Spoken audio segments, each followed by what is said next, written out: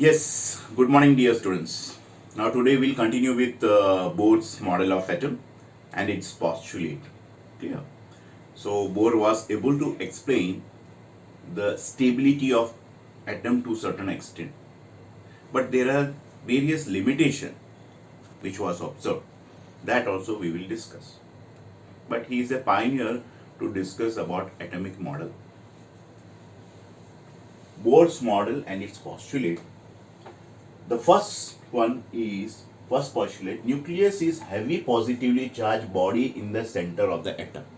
So this is the diagram. Nucleus is there in the center. It contains neutrons plus protons. Protons are positively charged, and you know that the proton weighs 1839 times more than that of electron.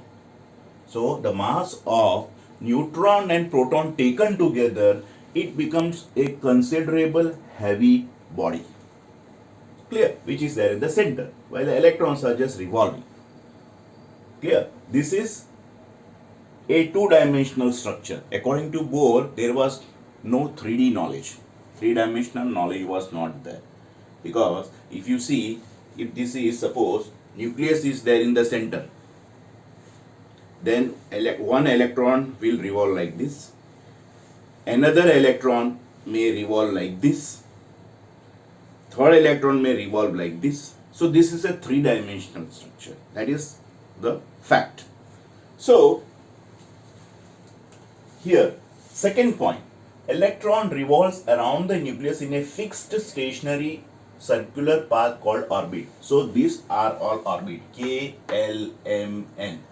K, the first one, L, M, N. Similarly, as we have studied principal quantum number 1, 2, 3, 4. Okay, they are named as the orbit.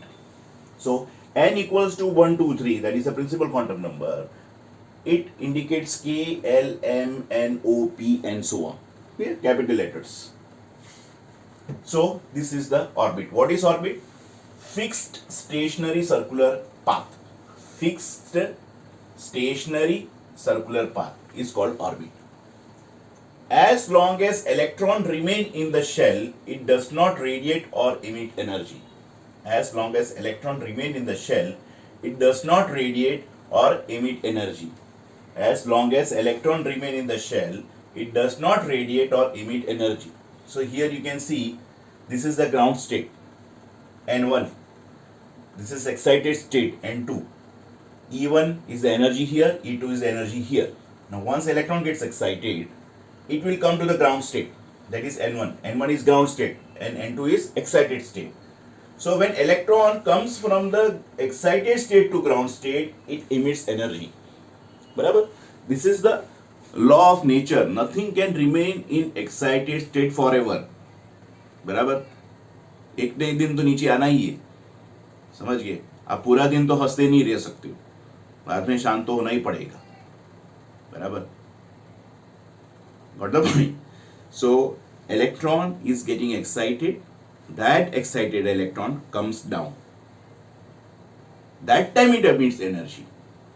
So when you are firing a cracker, a rocket is going into the sky. When you are burning the firecracker of rocket during Diwali, वो rocket जब ऊपर जाता है, तो you are seeing the emitted light. जो भी chemicals उसमें burn होता है, तो electrons excited state में जाते हैं. फिर उसके बाद ग्राउंड स्टेट में वो आते हैं. तो ग्राउंड स्टेट में जब आता है तो वो अपना लाइट इमिट करता है. The energy of that particular photons will be E is equal to H into mu. कैसे आया? Delta is equal to E2 minus E1. E2 minus E1 is delta E, change in energy. That is equal to H mu. H is Planck's constant, mu is the frequency. Frequency mu is nothing but C by lambda. H is Planck's constant value 6.626 into 10 raised to minus 34 joule into second. If you go to erg, it is 10 raised to minus 27. Okay. Fourth point. As electron moves away from the nucleus, its energy becomes zero at infinite distance. It moves away at infinite distance. Electron has now no force of attraction acting on it. At that point of time, electron at infinite distance has zero energy. but electron comes near to the nucleus, then energy decreases and becomes negative. Electron is coming near to the nucleus. The same electron, when it comes near to the nucleus, the energy will become drop to negative. If this electron is going away from the nucleus, energy of the electron is actually increasing. Clear? Now here, next, fifth point, electron only revolves in such a shell in which the angular momentum is integral multiple of h upon 2 pi. mvr is equal to nh upon 2y. That means what it wants to say, electron has got fixed path. कहीं भी electron रह नहीं सकता है. Say for example, where are human beings found? During lockdown, when there was a lockdown, in lockdown, what did the government say? No one should come out on the road, especially at night. So all were in their houses. You were there in your house, I was there in my house. All were there in their house at night because there was curfew, strict enforcement of lockdown. Same way, electrons are supposed to be there in their residence. So these electrons which are there in the orbits, found in the orbits, they are revolving. So already it is said fixed stationary circular path. This is fixed stationary circular path. So electron only revolves in such shells in which the angular momentum is integrated multiple of h upon 2 pi, that is mvr is equal to nh upon 2y. So sir, mvr is equal to nh upon 2 pi कैसे आया? So I will just discuss. See, electron is revolving. Clear? Now when electron is revolving, it is moving in the form of wave. ऐसे ऐसे wave nature में जा रहा है, या फिर ऊंधी रीत से आप पकड़ो, किस तरह से होगा? That means when it is moving in this orbit, it will move like this. Or if it is going in the opposite direction, it may move like this. Fine. So, number of waves, clear? This is 1 lambda, but there will be n number of times, so it will be n lambda. Now what is the circumference? 2 pi r, so 2 pi r is equal to n lambda. What is lambda? H upon p. Clear? In the de Broglie part we have taken h upon p. H is Planck's constant, p is momentum. Substitute the value of momentum, m into v, so n h upon mv. So we will get now 2 pi r equals to n h upon mv, or I can write mv is taken above, so mv into r. mv is taken above, 2 pi is taken down. So you will get mvr is equal to nh upon 2 pi. Clear? So this is how you have got the fifth point. In such a manner, the angular momentum is integral multiple of h upon 2 pi. So nh upon 2 pi. N is the integral number. Integral number is 1, 2, 3, 4. Clear? So you get nh upon 2 pi. Now this is all about Bohr's postulates. Now we go to the limitation of Bohr's model. Bohr's model could only explain atomic spectra of monoelectronic system. Now, what is monoelectronic system, my dear students? H, Li2 plus, Be3 plus, they are one electron system. But if you go to say, for example, sodium 11. Sodium 11 is not a monoelectronic system. It is a multi-electronic system. So, multi-electronic system by Bohr's model is not applicable, because when it is a multi-electronic system, there will be more than one electron. When there are more than one electron, naturally there will be inter-electronic repulsion. When there is just one electron, there is only one force, that is the force of attraction between the nucleus and that electron. But when there are more than one electron there in other orbits, there will be inter-electronic repulsion. If a teacher has to teach one student in the class, there is no question of any fight between any student, because there is only one student in the class. But if there are more than one student, then naturally inter-electronic repulsion चालू हो जाएगा. बराबर? Teacher जैसे घूमेगा, उसका माथे में ये करेगा, चौक मारेगा, ये करेगा, मस्ती चालू हो जाता है. And when the teacher turns around and shows his face or her face, they are all quite good boys and girls. Clear? So more than one electron, that is more than one student, repulsion starts. Fight is there normally when it is a lively class. Clear? मस्ती तो करते ही हैं बच्चे, बराबर, लेकिन limit में करना चाहिए, clear.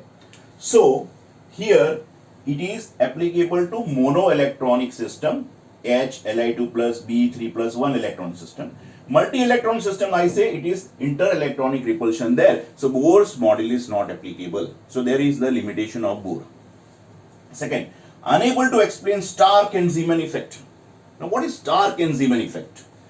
Here, when you go to Zeeman effect, when a spectral line is passed through a magnetic field, now this is north pole of the magnet and south pole of the magnet, ऐसे दो poles उसके रखे हुए opposite poles, उसके बीच में slit दिया है. Slit means जगह, पतली जगह जिसमें से वो light spectral line जा सकता है, बराबर.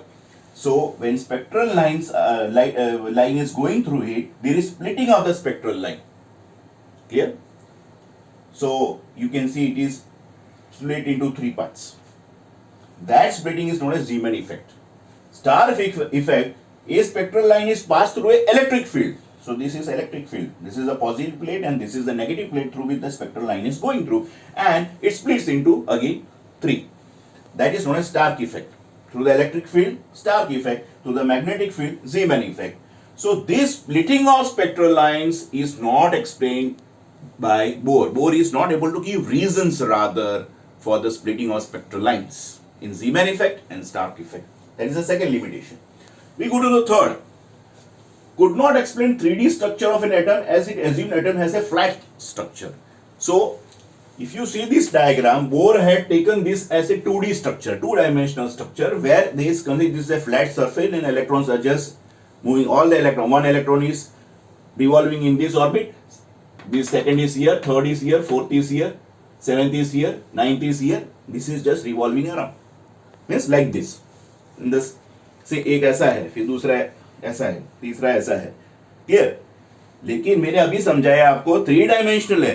Atom is does like a solar system. Solar system 2 dimensional नहीं है अपना solar system. It is 3 dimensional. For example, one electron is revolving like this around the nucleus. Then the second electron may revolve like this. Same उसके आगे पीछे नहीं जाएगा, अलग path में जाएगी. It is 3 dimensional figure. So Bohr is not able to explain that. There is a limitation. Bohr had considered this as a 2-dimensional stationary path which orbits, but orbits are not. Orbits are 3 dimensional. अपना जैसा ब्रह्मांड है वैसा, बराबर. अर्थ अगर ऐसा घूमता है तो मार्स वही पाथ में ऐसा नहीं घूमेगा. मार्स शायद ऐसा घूमेगा. आप समझे? So here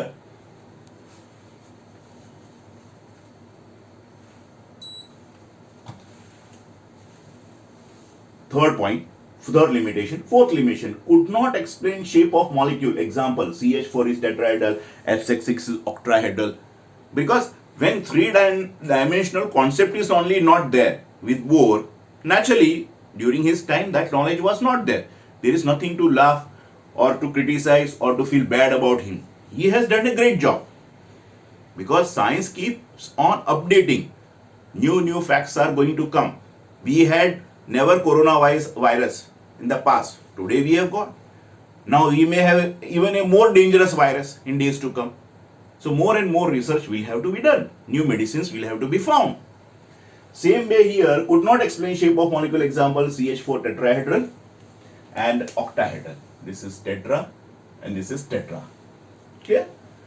So 3-dimensional. Because tetrahedral में बोलूँगा तो it is like this. This is tetrahedral.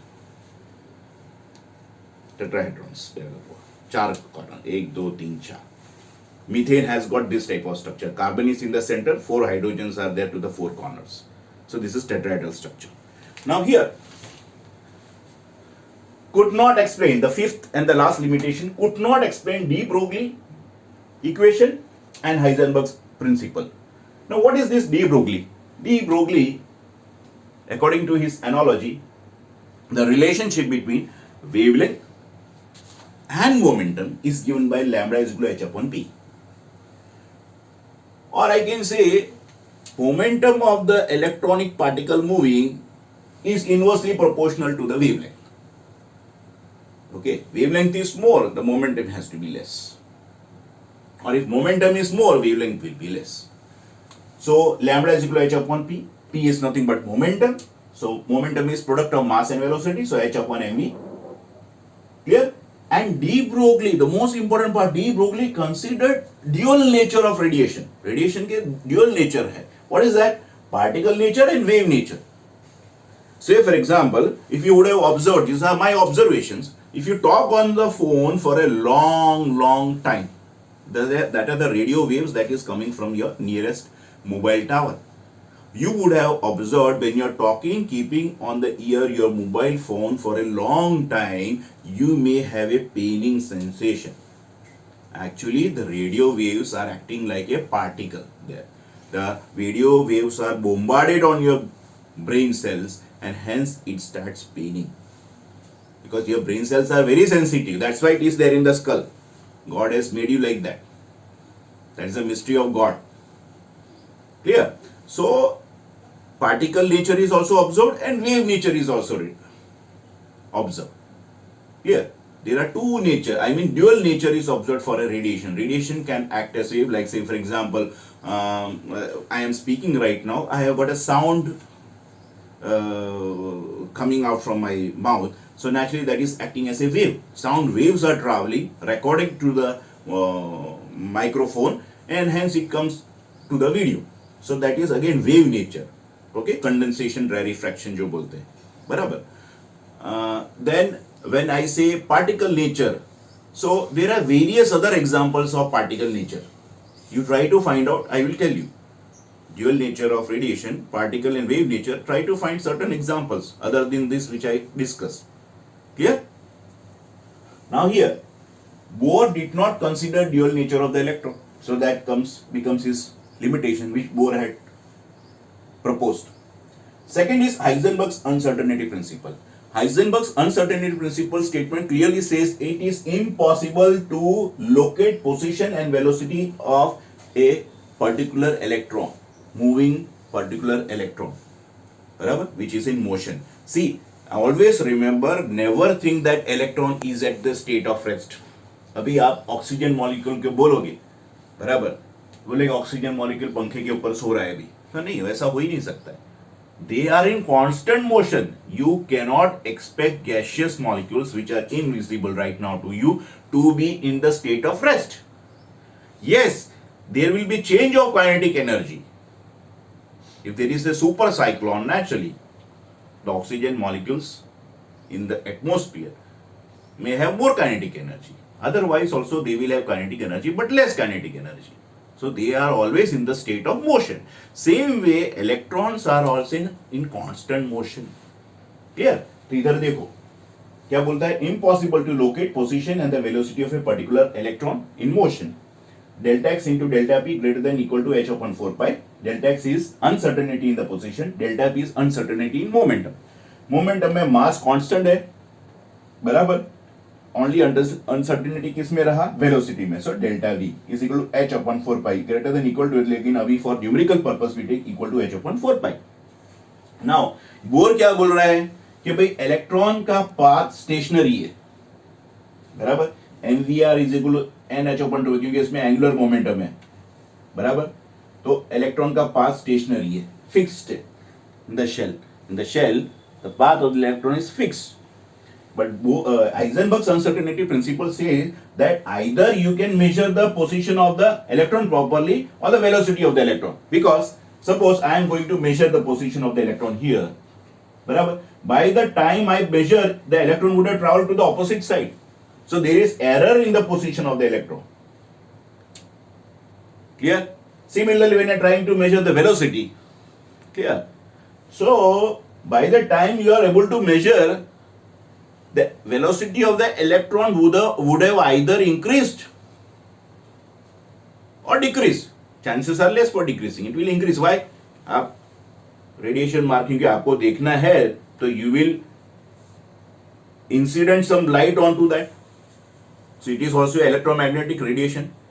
So when electromagnetic radiation is falling on the electron, electron will gain energy. In fact, E is equal to h mu. So its motion or its velocity will increase. So there is error in the velocity also. Clear? So delta x into m into delta v is equal to h upon 4 pi. Heisenberg's uncertainty principle is not explained by Bohr's concept, because Bohr's concept talks about a fixed shell, that is mvr is equal to nh upon 2 pi.